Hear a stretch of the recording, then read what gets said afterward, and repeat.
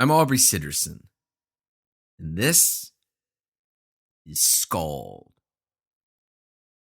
You're listening to the only story that matters. This is true oral storytelling, written to be performed aloud and then recorded in one single, flawless take. SKALD's story is an ongoing one, but don't feel like you need to start from the beginning. Just jump right in here with this episode. And afterward, once your interest is piqued, you can go back and listen to previous episodes or even pick up the prose volumes on Amazon. This isn't me reading you a story. This is me telling you a story. This is SKALD, part 45.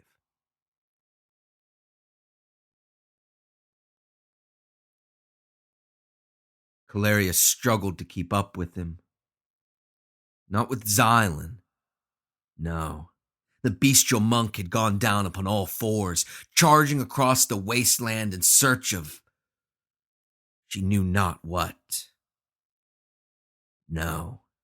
Kallerya struggled to keep up with that oafish brute, that coarse savage, the one who proclaimed himself a king. Maul. With his heavy frame and thick musculature, he didn't look like he was built for speed. But as he loped across the tundra, as he leaned forward, powering himself over the rocks that littered the wasteland, Kallerya found herself astonished at the tireless way in which he pushed himself, picking up speed all the while. She would have stopped and stared, would have dropped her jaw in amazement. But there was no time. Even with Maul loaded down with almost the entirety of what remained of their rations, even with her only carrying those 2 wineskins, the ones filled with that hungry, viscous, liquid flame, she had to struggle to keep up with the brute, the savage who ran steadily, tirelessly, ceaselessly across the tundra. Kallerya struggled to keep up, her small, nimble feet hopping amongst the rocks, careful to avoid the abundant cracks and holes that dotted the darkening landscape. She moved quickly, quicker than she would have liked, because as she ran, a specter of fear clouded her mind, the knowledge that if she were to make one wrong step, if she was to bring her foot down poorly but once, a twisted ankle, a stumble, a fall, they would all spell her doom. She was set upon by the trolls. The trolls. She did her best to keep her eyes faced forward, focusing on Maul's broad, muscular back and his quickly moving, powerful legs, stepping where he stepped, secure in the knowledge that if a stone could hold his bulk, it could certainly support her slender frame. But though she looked forward, though she fought mightily to block them out, those glowing green eyes began to fill the darkness surrounding them. Where's he going? Kallerya cried out between heavy breaths. He didn't whisper his plan in your ear last night? Maul barked out into the darkness without turning to face Kallerya, seemingly unaffected by their breakneck pace. We should leave him out here. It would serve your dog right. In her periphery vision, Kallerya could see the trolls closing in on them, urged on by the heavy full moon that hung in the sky. Maul, wait. We have to stay closer together. Maul made no attempt to slow down, but soon he was without a choice as a troll came lunging toward him from the left. Without missing a step, the savage lowered his shoulder and leaned into that green, nescient beast, colliding with it and sending the monster sprawling out upon the rocks. That slight distraction and the imperceptible moment that Maul took to reach for his cudgel were all that Kallerya needed to close the gap between herself and her brutish escort. What? Lost your pet? Looking for a new one already? Maul began to swing the cudgel in long, curving arcs at his side, readying himself for whatever troll is foolish enough to come within range. No, this is about SKALD, and if we are to find your pet, we first have to find mine. Kallerya shook her head and corrected herself. It must have been the exhaustion getting to her, making her speak like him, like Maul. We have to find Xylan. Maul shot out a thick, muscular arm, clotheslining a curious troll that drew too close. Oh, we'll find him. And when we do, I'll get first crack at beating some sense into him. Kallerya was furious. Furious that Xylan had left them. Furious that they were now surrounded without the protection of the monk's fearsome laugh. Furious that she found herself sprinting madly through the tundra. And most of all, furious that she found herself in agreement with that disgusting, graceless oath. But despite her fury, they were in agreement. And so she set her jaw and growled back at him. Deal. So they ran.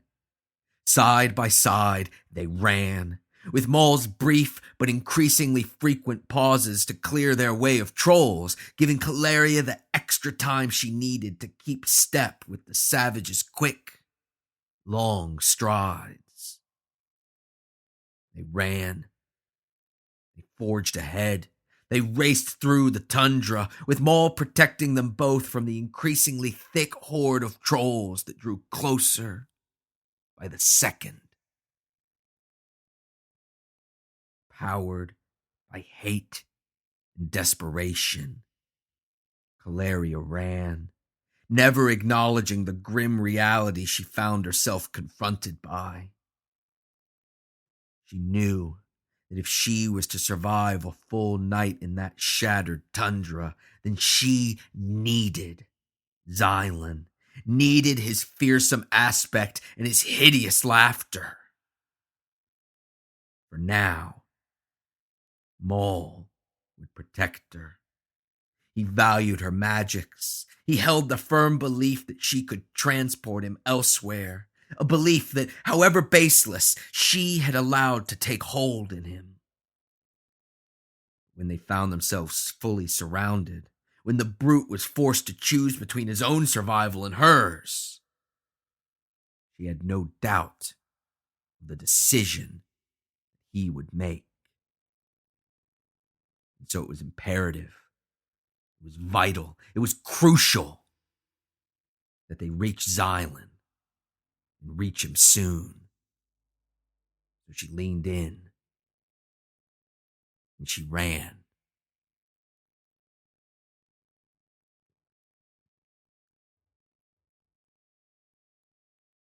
He didn't sleep. The pain was too great, too acute. His entire body racked with agony as it knit itself back together. He laid upon the rocks, eyes open, fully aware as his bones cracked back into place, as his muscles quivered, contracted, and expanded, as his skin stretched to close the gaping wounds that covered his body. He didn't shy away from the pain. He didn't retreat into his mind to escape it. He welcomed it.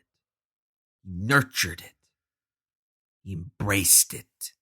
Because though his body had been broken, it was whole. It was corporeal. It mattered. He mattered. He was a giant. He was the destroyer. He was Kargan. So he stayed with the pain. He welcomed that validation, that reminder that he was not only of the world, but above it, beyond it. He waited until his body, nourished by drive, ambition, and fear, had healed itself, had rebuilt itself, and lying there upon his back, the cold stone pressed against his skin, he ran his hands up and down his limbs. The breaks in his bones had calcified. His muscles had rejoined themselves. His body was covered in new, raw skin, still itching as it thickened and hardened. He was complete. He was healed, but he could still feel the fissures, the ones that joined the others, the white, jagged scars left from a lifetime of willing struggle. He was healed, but just barely. He winced and grinned as he sat up, feeling his muscles cry out in pain, feeling his tendons stretch to regain their former range of motion, feeling his skin burn and crawl as it rubbed against the cold, smooth stone of that ancient cave. He listened to his body pleading with him, begging him to lay back down, to rest, to give up, to allow nature to take its course. And he denied those craven requests. But as he braced himself on the wall and struggled to his feet, his body's screams weren't the only thing that he heard. He opened his mouth slightly, allowing the soft refrains to echo inside his skull, amplifying the noise ever so slightly, but just enough that he could identify its source. The trolls. The trolls, the search parties, the ones he had sent out in search of something new, something strong, something powerful, something that he could fight and defeat, something that would make him matter. He had returned with the Grolok, that grotesque beast, but that had been merely one search party, merely a fraction of his followers, of his army. He was Kargan. He was the destroyer, and he commanded legions. So he had sent party after party. He had commanded them out into the tundra to search that broken landscape for whatever that flash of light had brought with it, to scour the wasteland for that which he needed above all else.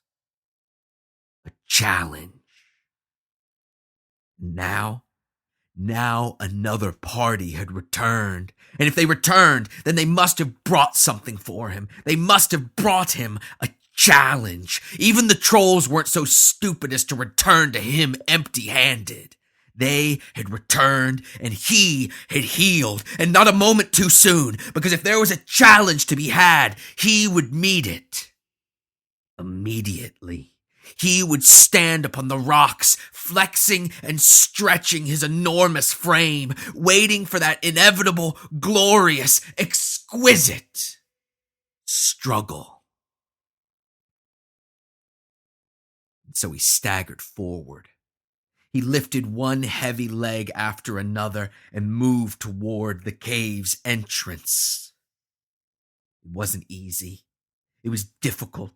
It was excruciating. It took everything he had not to listen to his body, not to give in, not to follow the coward's path, not to sit down and rest.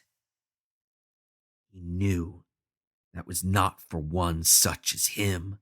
That was not his path, and so he kept moving, his muscles loosening, his tendons stretching, his bones working through their sickening cracks and pops. As his stagger became a walk, as his walk became a jog, as the spot of moonlight at the cave's entrance became larger and larger, he was overcome. Whether because of the agony his body had suffered, the blood that rushed from his head as he stood too quickly, or perhaps something else, he could not know. What he did know was this.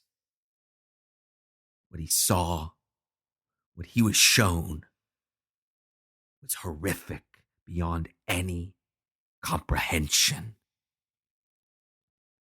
Kargan saw death, he saw fire, and he saw destruction.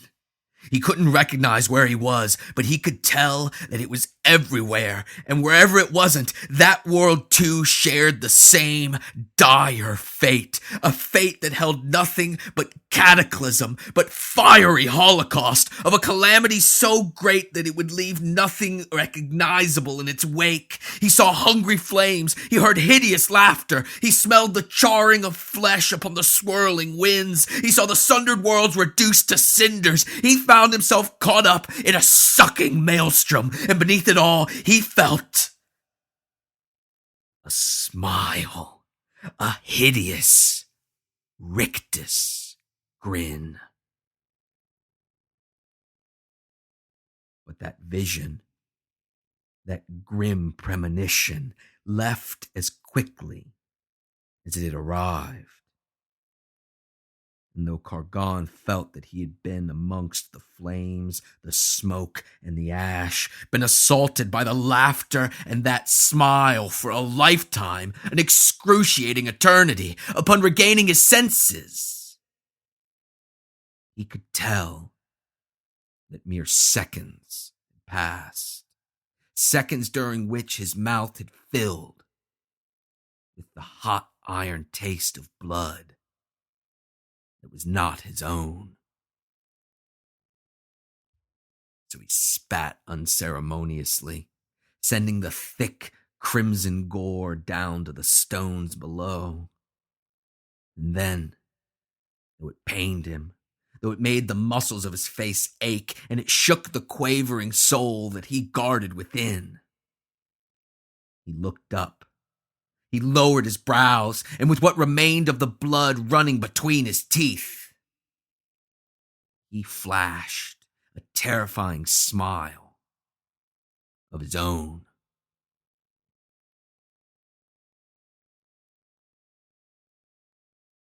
Maul would have left her. He would have pushed the witch down himself, turned her into nothing more than bait, a distraction, and he would have done it gladly, if it had been necessary. If the trolls had closed in, if their numbers and lust for destruction, as insatiable as they were mindless, had overwhelmed their fear, then without hesitation, Maul would have turned his cudgel upon her, upon the witch. Not a killing blow. No. Just enough to drop her to her knees, to make her susceptible to those fleshy, nescient creatures, buying himself a few precious moments. In the process, he would have done it gladly. He would have rid himself of her incessant yapping, of her arrogant posturing. He would have spared himself the loathsome sight of her and Xylan, that beast, together. He shivered and smiled as he imagined how it would feel to free himself from that insufferable witch. But he knew, deep down he knew, he needed her. He needed her and her blasted magics, needed her to harness them, to use them, to make whatever pact necessary to send him on to his home, to his realm, to the realm of men, where he would take the throne, where he would seize his throne and sit upon it, finally, in his rightful place as the one true king of men. No, Maul didn't know much. Didn't know anything of magic and how it worked. He knew that a spell couldn't be woven from within the belly of a troll. Beyond that, beyond his desire to leave that cursed, dying world, Maul had another reason to protect the witch, another reason to slow his run even further, to open his flank to attacks by protecting her. And that reason was SKALD. Maul needed Xylan to find SKALD, and he needed to find SKALD. But if Maul were to arrive by himself, to arrive without the monk's witch, even if he were to come up with some explanation for her absence, he couldn't predict how Xylan would react. After all, the stupid beast had woken up and set off loping across the tundra for no reason at all. It was wild, unpredictable, liable to do anything. So Maul fought his way through the landscape. He fought the trolls and he fought the dueling urges within him. The compulsion to stop running and fight until the rocks were stained red with blood, and the temptation to start running faster, leaving that insufferable witch in his wake. He suffered scratches, bites, kicks, punches, and blows that he could not identify.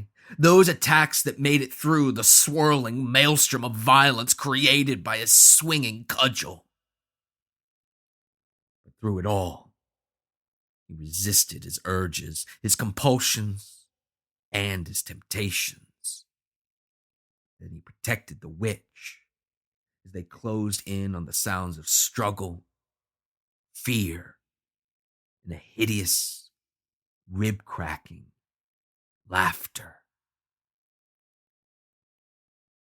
As they approached, Maul squinted and stared, because even in the darkness of that dying world, even in the scant light shed by that heavy, full moon, he could tell that the trolls before him, the ones that surrounded that howling flurry of fur, of teeth, and of claws, he could tell they were different.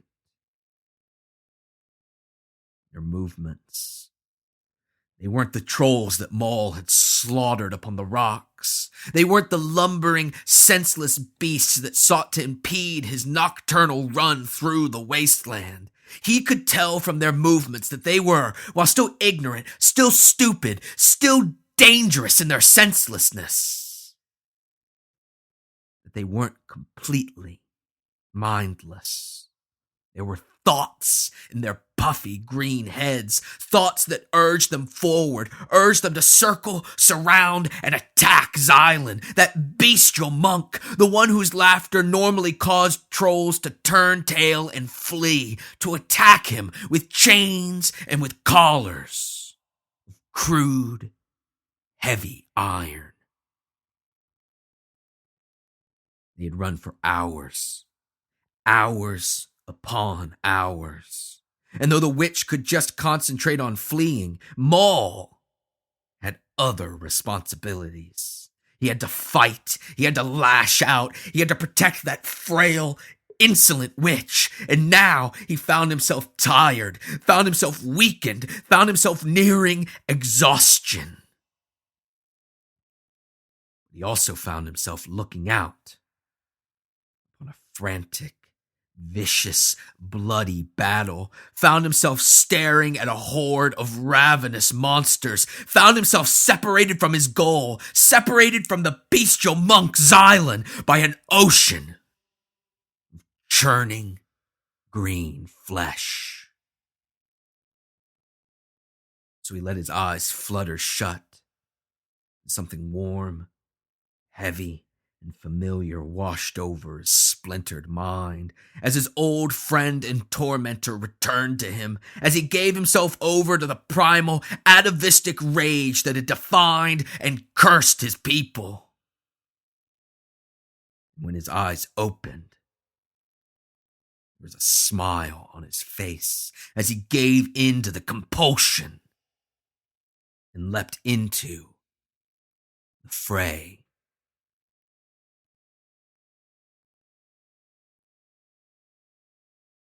Kallerya looked on in horror, her mouth agape as she watched that gruesome carnage play out.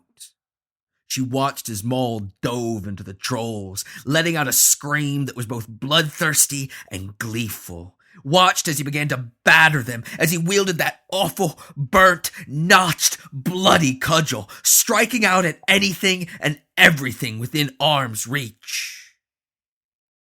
He was an unstoppable dealer of death, cutting his way through the trolls, brushing off their attacks, laughing at their cries, beating them to the earth, and then moving forward, ever forward, through the horde, and closer, ever closer, to Xylan. Xylan. Her Xylan. But no, not her Xylan. Not now. Because as Kallerya looked out, as she watched that blood-covered, rock-filled battlefield, she saw that the Xylan she laid eyes upon was all that which she found most heinous in the monk. He was bestial, as he was every night. But even from a distance, she could see into those big, black, empty eyes, and she could tell that Xylan hadn't been overcome by his feral nature. He'd given into it. Xylan had embraced that which was most base, most vicious, and most primal within him. He held it close and he used it. It powered him. It fueled him. It spurred him on to ever greater acts of violence, bloodshed, and malice. And worst of all, it gave rise to that laugh. The laugh that had protected her night after night, but nonetheless still made her soul shake with disgust. Unable to contribute, unable to help, unwilling to participate in the grisly slaughter laid out before her, Kallerya crouched down behind a nearby rock. She watched. And she wept. She wept for Xylan and the curse laid upon him. She wept for herself and the hell she had been born into. And she wept for her world, broken and shattered though it was, because it was the only world she had, the only world she had ever known. And she watched it crumble and die before her very eyes. But as she looked on at that massacre through a veil of tears, suddenly, through the sea of green and red, beyond Maul's concentrated assault, behind Xylan's flurry of death, she could see something else. A gigantic, heavily scaled lizard. Her jaw dropped as she watched, as understanding began to creep into her exhausted, horrified brain. Though Xylan was surrounded, though he was hemmed in on all sides, though he had the means and the power to cut through the trolls, especially with Maul's assistance, the monk did not move. He stayed put. He stayed by the lizard, that massive reptile with the collar on its neck, with the chains wrapped around it. The monk stayed by the lizard, protecting it. Xylan. Her Xylan. He had left them. He had fled. He had left them behind, left them defenseless. And for what? A lizard? A beast? Some forgotten monster from an earlier, long-dead age? Is that what was important to him? Is that what he valued? A beast? A fellow beast? Suddenly, her tears were cut with something else. Her sadness was joined by an emotion that, while drastically different, was just as potent. Resentment. So she watched, crying tears that stung her eyes and tasted bitter on her tongue. She watched as the savage and the monk cut down troll after troll after troll.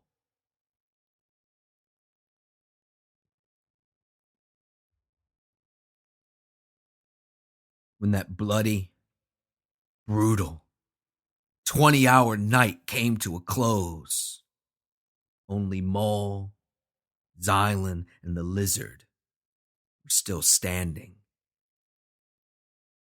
In Kallerya's eyes, all she saw were beasts. The trolls healthy enough to get away upon their own power had done just that, finally giving in to their fear, not of Maul and Xylan, but of that world's insufficient sun, whose dim rays had just begun to bend around the horizon. Those unable to get away, unable to escape into a cave mouth that yawned nearby, were left to lie upon the rocks, suffering and steaming as their green skin was kissed by that world's soft, laughable light. They laid there, howling, spitting, and uttering unintelligible curses, until their suffering was put to an end by the crack of wood on bone, by Maul's notched, terrible cudgel, which even now he wielded in an act that was as close as the savage could come to joy. As Maul put the stinking, steaming, squalling trolls out of their misery, Kallerya rose from behind her hiding place, wiped the tears from her eyes, and picked her way through the gore, through the viscera, through the broken, motionless bodies and those that still held a flicker of nescient life. And she went to Xylan. She found him already undergoing his change. In the absence of the full moon, he reverted back to his other self, his human self, twisting and writhing in anguish upon the bloody rocks. But unlike every other morning, when Kallerya would join Xylan upon the ground, would lay a gentle, soothing hand upon his twitching shoulder. Now, standing in the midst of the beast's bloody work, she simply watched him suffer. But Xylan, when he awoke, when he opened his eyes, when he revealed that the big, black, empty globes had retreated somewhere deep within him, he didn't notice that Kallerya wasn't there. Because when Xylan awoke, he climbed immediately to his feet and turned his gaze not to the sorceress Kallerya, but to the lizard. Xylan turned and rushed to the massive beast, The one that stood but was tangled, restrained, held in a web of iron links by the heavy chain that wrapped around its legs and joined with the iron collar around its throat. Though the collar was well made, of heavy, nigh unbreakable iron, Xylan could see that it remained unlatched, and that while the lizard's massive claws might have been able to remove it, the hands of a man were much better suited to the task. So Xylan reached out, slowly but confidently, cooing softly at the lizard, making and holding eye contact in an effort to calm and soothe the panicked beast, the one he had risked everything to save. He extended his hand. He touched his hand to the collar's latch. He swung it open quickly, but gently. And he went to remove the lizard's bondage. But as Xylan grasped that heavy iron collar, as he worked to free that massive reptile, his fingers brushed ever so lightly against the beast's scaly hide. While under other circumstances, the monster might have allowed it, might have let it slide, might have seen it as a harmless infraction from a lesser being. This was not one of those times. The lizard had spent an entire 20-hour night teetering on the precipice of captivity and, though it didn't know it, certain death at the hands of the destroyer. And so the lizard shot out its massive head, and it bit Xylan. No sooner had the creature sunk its long, curving, gleaming teeth into Xylan's shoulder than it released its hold. The monster had no interest in devouring the skinny, weathered monk. Its only interest lied in escape, in retreat, in making it back into the labyrinthine caves where it made its home. So that's just what it did. Before Xylan could react, before Kallerya could rush to his side, and before Maul could look up from his grisly work. Kallerya, the bitterness inside her washed away by concern for the monk, for her monk, ran to Xylan, arriving just in time to help him fall safely upon the ground. It bit me. Xylan's face was already turning white, going ashen with shock. Shh, calm.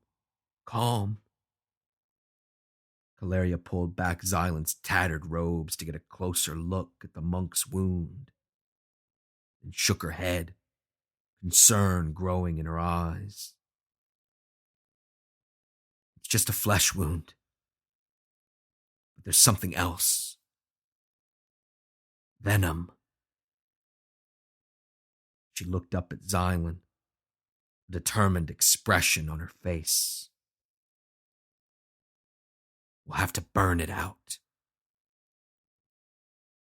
Upon hearing those words, remembering the torment visited upon Maul during his cleansing, remembering the torture he had undergone at the hands of the halfling witch doctors, Xylan began to thrash and cry out. No, please, just leave it. I'll be fine. And though his strength was quickly waning, he was still too much for Kallerya to hold in place, and the monk began to rise shakily from the ground, his feet slipping in the puddles of gore that filled the area. No, I'm fine. I'm fine. I just need... But before he could finish his meandering thought, Xylan was struck from behind, struck on the back of the head with a single crippling blow from a heavy piece of wood left charred, notched and bloody from use. As Xylan crumpled to the earth in an unconscious heap, Kallerya looked up to see the savage, Maul, looming over her, grinning. Kallerya leapt to her feet. "What's wrong with you? He's been poisoned!" Maul's expression soured as he looked down at the sorceress. "And now he's been knocked out, too. It's his own fault for running off. We should put the chains on him." Kallerya pinched the bridge of her nose. Exhausted, furious, helpless, stuck between that brutal savage and the unconscious monk. Maybe it's for the best, so he doesn't thrash when I heal him. Maul started laughing. "Heal him? Like you healed me? I can't wait for that." The sorceress shook her head. "The magics, the flames, they won't come in the daylight. I need shelter, protection, and if we wait until night falls..." Kallerya laughed sardonically. "We won't need to." Maul reached down, grabbed Xylan's ankle, and began dragging the monk unceremoniously across the rocky earth. "A cave. I saw it during our run. All the trolls avoided it." Kallerya followed behind, skeptical, but also aware of how paltry their options were. Is it large enough? For all of us? Maul laughed and began walking faster, the monk groaning behind him as consciousness started to regain its grip. "It's big enough for us to fly into, witch. Now come on! Quit wasting time."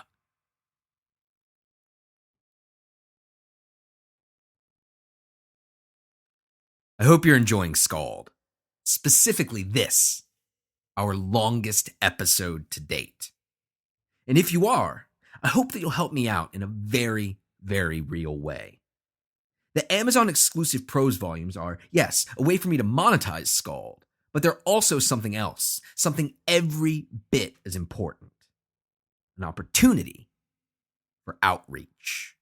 They're a way to reach out to a brand new audience. But in order for people to stumble across the book, I need good Amazon reviews. Please, if you haven't already, log on today and leave a good review for Volume 1 as well as Volume 2. And of course, the best way to help out the only story that matters is by supporting the SKALD Patreon campaign. Every month, I provide more than 2 hours of high-quality SKALD content just for you. I think that's worth at least a couple bucks, right? Head to patreon.com/SKALD to help pitch in. I would love to hear from you on social media. I'm Aubrey Sitterson on Facebook, Twitter, Tumblr, and Instagram. Or hit up aubreysitterson.com for links to everything, including SKALD, my upcoming Street Fighter G.I. Joe comic book, my wrestling talk show Straight Shoot, bio, all of my social media, contact information, and more. This week's recommendation is my favorite novel of all time, Island by Aldous Huxley. Huxley is best known for his dystopian work, Brave New World, which shows a nightmarish vision of the future. But in Island, the author's final novel, he provided a way out, an alternative path for humanity that was a synthesis of all the ideas and themes that his expansive oeuvre touched on throughout his distinguished career. It can be dry and slow going, especially at first. But if you muscle through, if you put the work in, I think you'll be left as stunned by it as I was. It's been enormously influential in my life ever since first reading it in high school. And I'd love for you to benefit from it as well. Thanks for listening. I'll talk at you next week.